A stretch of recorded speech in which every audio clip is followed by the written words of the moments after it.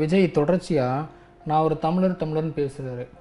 விஜய் தமிழ் தேசிய அரசியலுக்குள்ளே வர விருப்பமாக இருக்காரா, இல்லை அவர் வர்றதுக்கு எது தடுக்குது?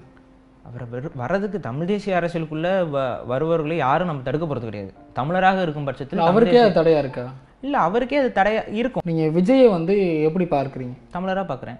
எப்படி பார்க்குறீங்க? அவங்க தமிழ் சமூகத்தை சார்ந்தவர். எங்கள் அப்பா அம்மா 2 பேருமே அதனால தமிழராக பிறக்கிறாரு. விஜய் வந்து பிறப்பின் வழி, பிறந்த குடியின் வழி அவர் ஒரு தமிழர்.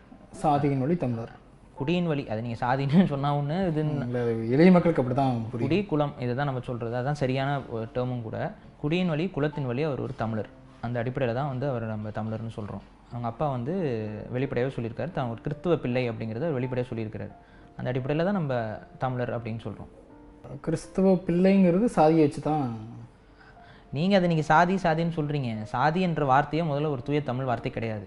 குடி குலம் அப்படிங்கிறது தான் ஒரு தமிழ் வார்த்தை. சாதிங்கிறது என்ன சமஸ்கிருத வார்த்தை? ஆமாம், அது வடக்கிலிருந்து வந்த வார்த்தை தான். சாதி அப்படிங்கிறது ஒரு சரியான சகரத்தில் ஒரு தமிழ் எழுத்து ஆரம்பிக்காது. நீங்கள் முதல்ல புரிஞ்சுக்கோங்க. சாதி அப்படிங்கிறது வந்து வடகுலேருந்து அந்த பதத்தில் வந்தது தான்.